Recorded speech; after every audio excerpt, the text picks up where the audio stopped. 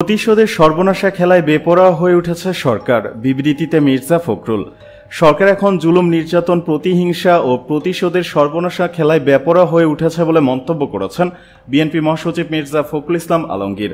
শুক্রবার এক বিবৃতিতে তিনি এ মন্তব্য করেন। নারায়ণগঞ্জের চাষারায় জিয়া হলে থাকা জিয়াউর রহমানের মুরাল ভেঙে ফেলায় তীব্র নিন্দা জানান ফখরুল। তিনি বলেন, আমরা বর্তমানে এক প্রতিহিংসাপরায়ণ দখলদার সরকার শাসিত দেশে বসবাস করছি।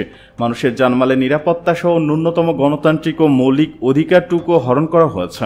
বিএনপির এই শীর্ষ নেতা বলেন, বর্তমান কর্তৃত্ববাদী দখলদার সরকার চরম প্রতিহিংসাপরায়ণ বলেই নারায়ণগঞ্জের চাষারায় শহীদ জিয়া হলের ওপরে থাকা শহীদ রাষ্ট্রপতি জিয়াউর রহমানের মুরালের অস্তিত্ব সহ্য করতে না পেরে দলীয় ক্যাডারদের নিয়ে ভেঙে ফেলেছে। আওয়ামী শাসক গোষ্ঠী শুধু গণতন্ত্রকেই যে ধ্বংস করেছে তা নয়, জাতীয় স্বাধীনতা ও সার্বভৌমত্বকে ক্রমান্বয়ে দুর্বল করে যাচ্ছে। বিএনপি মহাসচিব বলেন, প্রকৃতপক্ষে আওয়ামী লীগ মুক্তিযুদ্ধের বিরোধী একটি অপশক্তি। দেশ পরিচালনায় সর্বক্ষেত্রে ব্যর্থতার পরিচয় দিয়ে জনদৃষ্টিকে ভিন্ন খাতে প্রভাবিত করতে সরকার এখন জুলুম, নির্যাতন, প্রতিহিংসা ও প্রতিশোধের সর্বনাশা খেলায় বেপরোয়া হয়ে উঠেছে। দেশ আজ উন্মুক্ত কারাগার, অভিযোগ রুহুল কবির রিজভির।